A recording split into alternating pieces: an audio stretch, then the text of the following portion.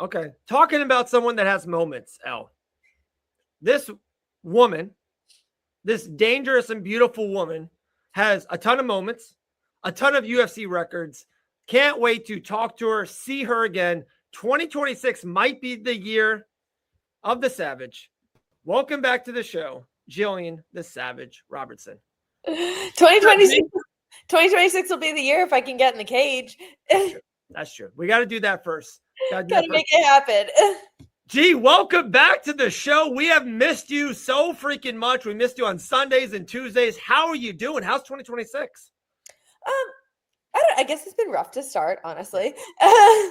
The first 2 weeks, at first I was sick and like terrible flu. Literally like a full week where I didn't leave bed at all. And then the next week I ended up, because I feel like we've talked about it a lot, my hip's pretty bad. I have bad arthritis in my hip. So to start every camp now, I have to get a shot in it. And then after the shot, I have to wait 2 weeks before I'm allowed to move.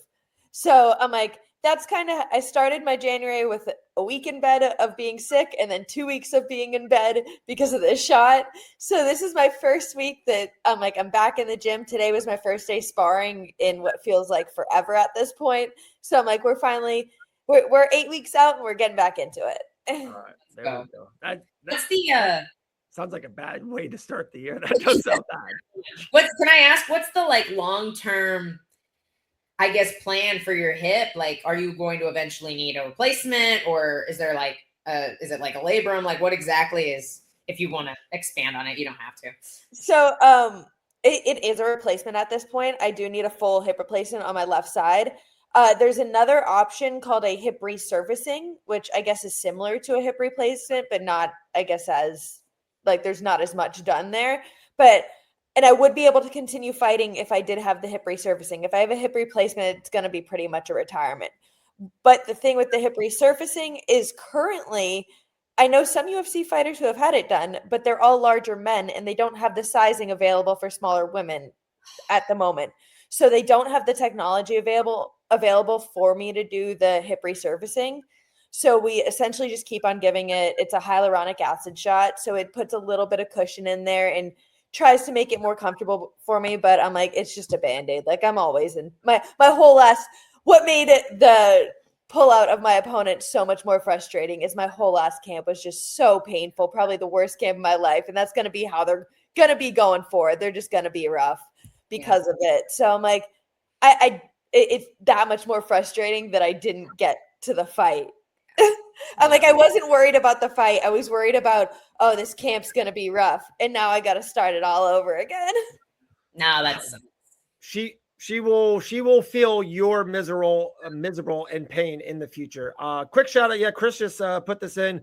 Island fights this weekend, guys. I will be there live. Cannot wait commentating. I'm literally going to miss the first UFC in 9 weeks, 7 weeks, whatever it's been. I know, G, but I will be calling fights. There's no place better to be in front of that ring. But yeah, it's gonna be wild. It's gonna be wild. I'll watch it on my phone. I'll be watching it on my phone. All right, G, for the Sunday, G and I will be back with the morning brew. So yes, which we have nothing to talk about. So Sunday's my favorite day of the week. All right. Sunday, it used to be Monday. It changed to Sunday. And one main reason is the Sunday Morning Brew. It's so fun. It's the best show on Fight Bananas. It's better than this show. So just watch G and L every Sunday. G, for the first 50 minutes, we really went down the main card and Umar and Davison for 324. L and I agreed on some, disagreed on some. I would love your take. Maybe a minute on each or 30 seconds on each. We'll go back and forth. Start high at the main event. Patty, Gaethje, main event, interim championship. G, who do you got? I just don't see a way that Patty wins this. Thank you, G. Thank you. I would normally agree with you. I think Gaethje's old. I just feel like I don't think he's that old, but I think it's more experience, like with age at this point, where I'm like, I just don't see a route to victory for Patty in this. But I'm like, part of me honestly kind of wants him to win just because of the personality. I feel like he is a huge draw to the sport. He's just very out there. And part of me just thinks that like that would be good for the sport, but I think that Justin takes it. So me and Elle really kind of went back and forth 15, 20 minutes. And who knows? Hey, Patty's the betting favorite. Las Vegas has huge skyscrapers because they're usually right. Patty's the betting favorite. I just think Gaethje has fought such high level competition, has losses against couple, but has massive wins against couple of them. I don't like any of Patty's wins in 2020 and the last 3 years. Yes, Elle. I'm just not lately. Gaethje's not. No, you might be right. I get it. I just think Patty really fought. I mean, both of their most recent wins is Michael Chandler. But I mean, all of Patty's wins aren't anybody impressive necessarily. And even like it's arguable that he lost to Jared Gordon. So I'm like, yeah.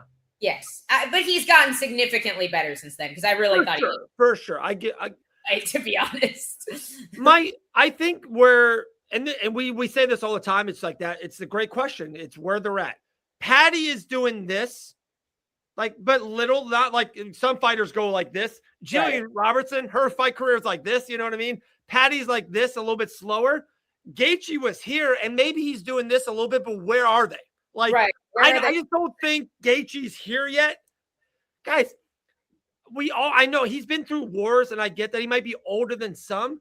He's still, it's 37? L 38. Like, he's not 44. Lightweight.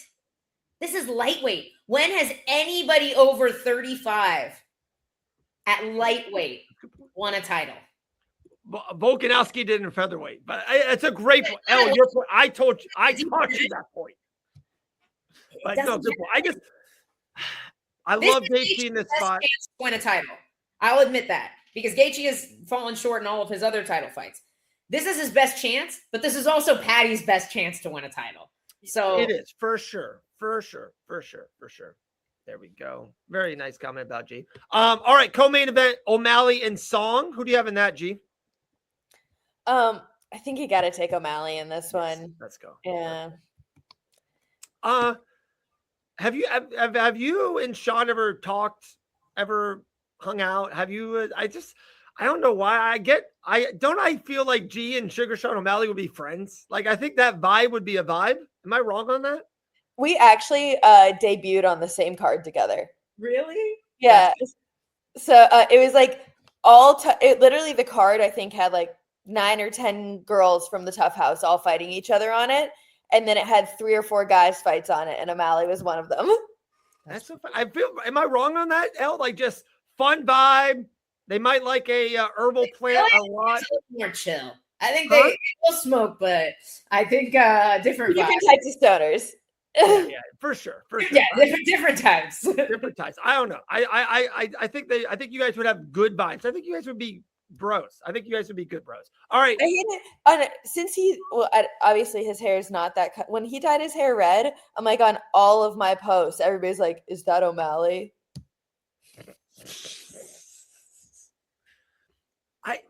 You're like, congratulations, you're the 400th person to say this. Not even that, guys. And then you click their handle, and it's like a picture, and it's like a black picture. They have like 9 followers. You know what I mean? It's like people on the internet sometimes are the worst on the word. Real quick, they go, L. Dawson, without giving you a space in your name, you should fight in the UFC. L. Dawson.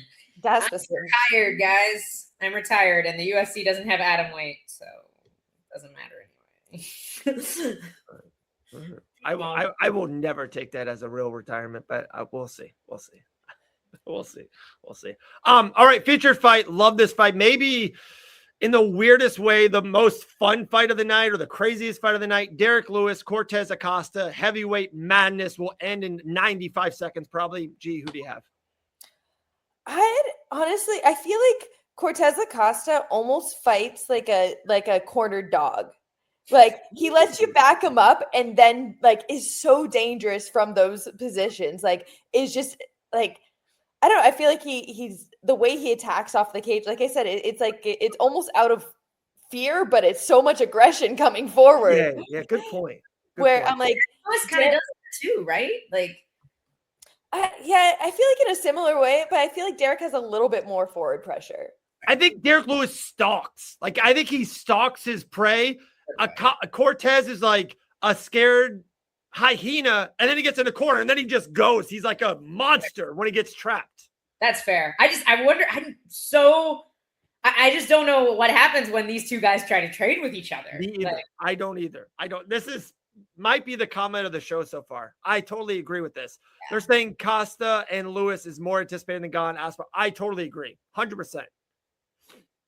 100%. This is a question for L. Dawson. Are you guys doing a watch along this weekend? I'm not, but okay. Maybe we'll figure something out. Okay. All right. I'm not, guys. I'm at Island Fights this weekend. Next weekend, we will be doing a watch along for UFC 325, Lopez and Volkanovski. I think it's too soon. I mean, G, you're probably in camp too much. I was going to send the private jet to get G to the studio, but it might be too much in fight camp. We'll talk about it later. You know what I do. It's on air stuff. Yes. Asia Cortez will definitely fight in the UFC. I think you're going to see that in the next year and a half. Okay. I fully expect that to happen. Man, ton of comments. Black Bee says he's eye poke shows. Yeah. It was so funny. I was lucky enough to be there live for the UFC 323 and they did the press conference. Derek Lewis was so funny. He's so beloved too. Like, people don't realize when you're live in the building, the arena, like when people come out, when Max Holloway came out, like, oh my good, Charles Oliveira, like it's a different level. Derek Lewis is close. Like he is beloved, absolutely beloved. Two more fights. Me and Elle disagree. I don't want to say we disagreed, but we do have some different ideas on this. Silva and your friend Rose Namajunas. I don't want to put you in a hard spot, but what do you see partaking in this? Well, obviously I'm siding with Rose. I think that she does take it. Natalia Silva is just like, I think I've said this before on the show. I feel like probably one of the most like annoying styles to fight, you know? Yeah. Just that, like, she plays on the outside so much. For the most part, point fight. She does get a couple harder strikes in there, but for the most part, she's not really doing a lot of damage. She's just kind of running on the outside and still getting her shots in and making her hard to find. But I'm like, Rose is just such a veteran in there. There's a reason she's a champ, and I think this is her next opportunity to get a little bit higher up. I like it. Last one on the main card, a very underrated fight, especially with all the star power. And we did have Kayla and we did have Amanda on this card. Arnold Allen and Lord Gene Silva has been under the radar. We love this fight. And I think Elle and I agree on this one. We both have the underdog, Arnold Allen. Elle, am I right on this one? Yeah. Yeah, I love Allen in this spot. 11-2 in the UFC. Those losses are against Max Holloway and Mosarv. Two phenomenal losses. G, who do you have in this? This might be the one that I'm most torn on, honestly, and probably the one I'm looking forward to the most. I feel like it's one of the more exciting fights that is on the main card. Like, it's a guaranteed banger from both of these guys. I think I am slightly siding with Arnold Allen, but I'm not counting out John Silva on this one. And I'm not either. Like, this was probably the least confident pick on the main card for that reason. Silva's he's so dangerous. No, and it's like, he's dangerous from everywhere. Like we saw with Bryce Mitchell, like he's being able to choke people out, having knockout ability. He's just always looking for the finish, and he's got that little bit of crazy in him that benefits him. I think you guys will take this in the best way possible. I think most or all fighters have a little bit of that in them. And that's why I'm crazy in other ways. But I don't have that little crazy in me to fight. I just don't have it. You know, maybe one day. G's teaching me the ways. Teaching me. Just gotta have a little bit of bitch in me, you know? We could get more UFC 324, probably around 10 more minutes with G. So I kind of have some big stuff, like hypothetical big stuff. I want to throw both of your ways. Elle, I haven't even broke this down with you. John Anik had a big interview this week, and he kind of brought up, he thought maybe the biggest negative on the UFC, about the UFC, he goes, sometimes the UFC, and we, like I said, we're lucky enough to go to UFC 323. The show itself is like 8 hours. And if you think about it, any other sport, football, baseball, basketball, 3 hours in and out. Soccer's like 2, and it's getting really, soccer's on a high progression on the younger ages. It's faster to watch. More kids are in and out. They want to be back on their phone or tablet. If you watch the beginning to the end of the UFC, it is 7 or 8 hours. What can we do about it? I have something in my mind, but I'm going to throw this to you guys first. Would you change it at all? Would you not change it at all? What do you think about the longevity of these shows? Make it 10 hours. More fights. I honestly, because for me, I'm like, just being such a fight fan, obviously, I'm like, Right. I can't watch a 2-hour-long soccer game. I can watch 10 hours of fights easily. Okay. I'm like, but I can understand, like I said, for a general audience, for me, like watching a soccer game, you need to make it more fan friendly, I guess, and like make it so it is more viewer friendly. Yeah.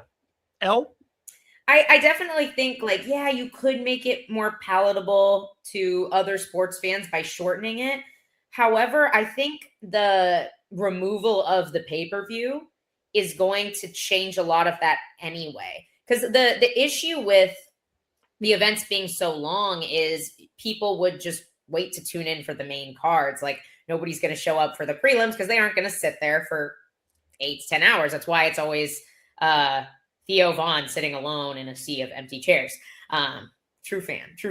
But I do think if people aren't having to pay as much for pay-per-views, maybe they'll kind of wave in and out of some of the prelims and things like that. I think a way you can do that is year-round Contender Series. I've never said that before. But like that could be a way to kind of pull some fans that don't watch fighting in. If every Tuesday night, you just had 5 fights, Contender Series. I think it's a great idea. What if prelims essentially became something like that? G, you're stealing it. I got it. G, great minds think alike. I envision this. This is my idea. On pay-per-views, numbered events, 5 fights, 4 prelims. The main card's 5, 4 prelims. God forbid if something happens, you move 1 up or down, but 9 fights is the max you could do on a main card. Fight nights, every Saturday, fight nights, Houston, Tennessee, whatever, 5 fights. You get a main card, 3-hour show, 5 great fights. Maybe how about this? You have a 6, you have an alternative just because 1 falls out. 1 prelim quotation, 1 fight falls out, 5 fights. That's what you get in Tennessee, Houston, everything Saturday night. The UFC goes away in this holiday break. We come back. Monday Night Football is gone. Monday night's a big night for football, wrestling. The UFC, they have their shows on Friday. Every Monday night, they're at the Apex. We don't change Challenger Series. We keep that in the summer, Tuesday. Every Monday, 5 more fights. Fight nights in the Apex. Every Monday, 5 fights. So now we get Saturday, we get 5 on a fight night. Pay-per-view, we get 9. And then we get every Monday another fight night. And these are young up-and-comers get headliners, other weight classes, the flyweight division. We really put eyes on a lot of youth. Peyton Tablet is the main event on Monday, stuff like that. I think that's the way you get the same amount of fights, but different nights and different stuff. If you're going to do that, why not Monday, Wednesday in the Apex? Like, I don't disagree with that. You were starting to cut fights. You were scaring me for the minute. I was like, listen. No, I don't want to cut. I just want more nights, more time to. Wait. Football's on like 4 nights a week. Exactly. Like everyone thinks it's Sunday, but it's on Thursday, holiday, Saturday, Sunday, and Monday for Monday Night Football. Basketball is on every night. Baseball every night. Why is the UFC has to be locked in on Saturday? Maybe it's the best night and you keep it there, but why can't we why can't we have other nights? Well, and now that the Apex is bigger, my voice. You could sell Apex season passes, just like other sports have. See, like Apex Pass for 2026. I have no idea what that would cost. It would be outrageous, but I bet there's people that would pay it. Gee, hope you win your next fight. Me too. Me too.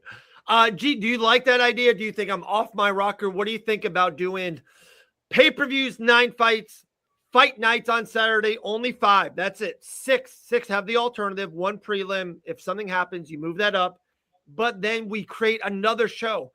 Meta Apex 1, Meta Apex 2, Meta Apex 3. It's like a different brand Monday nights, every Monday night, 5 fights. No, I think that makes a lot of sense. Just have more shows, like space out the time instead of putting 9 hours on one day, Right. do 9 hours through the week. Because guys, I'm telling, and I know our lives are different, and I love fights. You guys know how much I love it.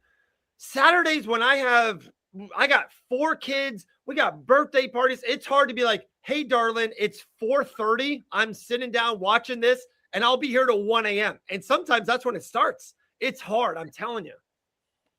Yeah, I'm like, Saturdays are for, I spar at 12 and I come home and then I start watching fights. That's what we do on Saturdays. No, 100%. Like that's how it is, especially for the fighters. Like you train Saturday morning and then usually you're rushing home to make sure you don't miss the first early prelim. Like, and I can't imagine for somebody that doesn't live within this sport, it's probably so hard, like you said, to be like, hey, let the wife know you're not going to see her for 10 hours now. Yeah, it's tough. I'm telling you. I just think if you think, and I know, and I totally understand what you mean and what you say. And like, you're like, oh, I don't want to take down fights. You know me, I want more fights, more money, all that stuff for fighters and for the community is always better. I just so think that just like, think about that out loud. Football, the biggest sport in America, a football game's 3 hours, 3.5.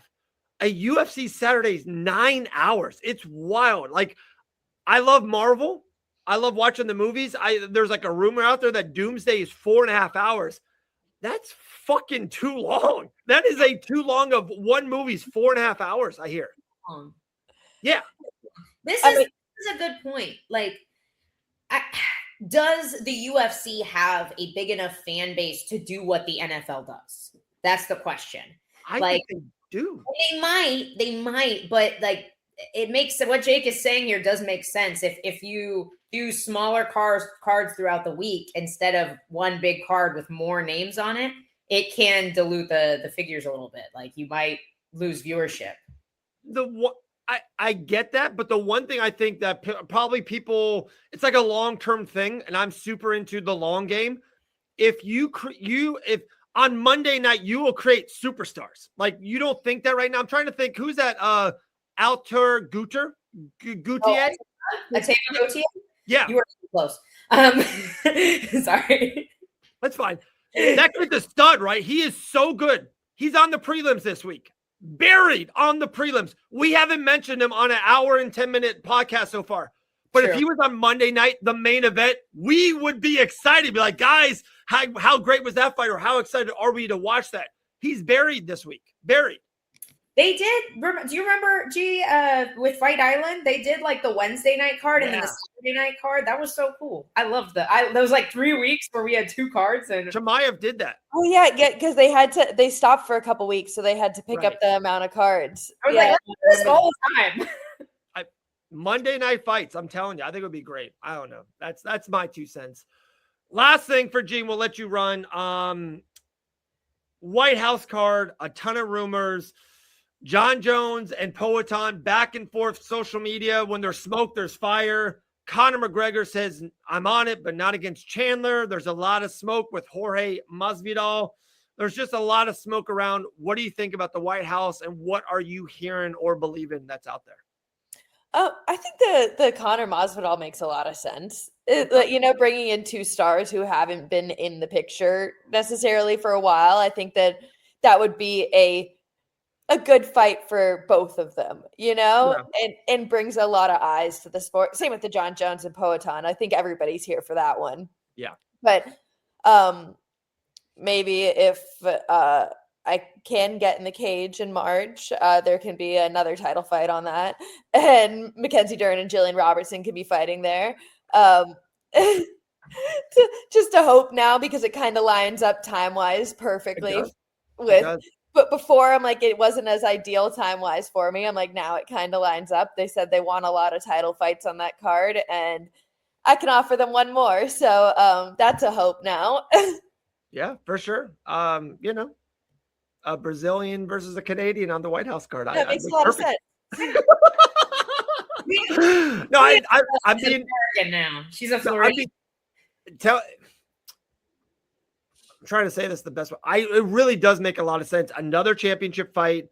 You guys would make I was gonna say, technically, Mackenzie and I are both Americans representing our home countries. Like, I was born in Canada, but I've lived in Florida most of my life. I think I want to say she was even born in California. I don't think she was born in Brazil. She's lived most of her life here for sure. Yeah. Yeah, I know she grew up in America. So I'm like, we're both Americans, citizenship-wise, I'm American. Yeah. I saw didn't TikTok, Canadian TikTok shared of, and I love this for G. It's like John Jones, Poetan, it's like the 6 greatest fighters in the world, and then it's G, and it's like G's like in the middle with the cross arm look. I'm like, let's go, G, on the TikTok of Canada. I like that. That was awesome. Oh yeah, me and Mike Malott were the only 2 Canadians. Oh, Malott, you're right. Yeah. Malott. I was like, it was all these champions, and then me and Mike Malott. Yeah. I was like, let's go, G. Let's go. Well, dude, it's been awesome. I've absolutely missed talking to you, G. You're one of my favorite people on the planet. Like I said, I don't know. It might be too much in fight camp, but if not, maybe the private jet will pick you up next Saturday, UFC 325. Watch along. If not, we'll do it again soon. Anything else for G? I know you and Sunday, you guys will be back in it. No, I'm definitely going to address the comments on the NFL viewership when she hops off, but I won't make her stay for that. Okay. But I'm just happy we're back, guys. I missed you guys. I know. Likewise. G, you're the best. We love you. We appreciate you. We'll see you soon. All right. I'll see you guys Sunday. All right. Later. Gillian the Savage.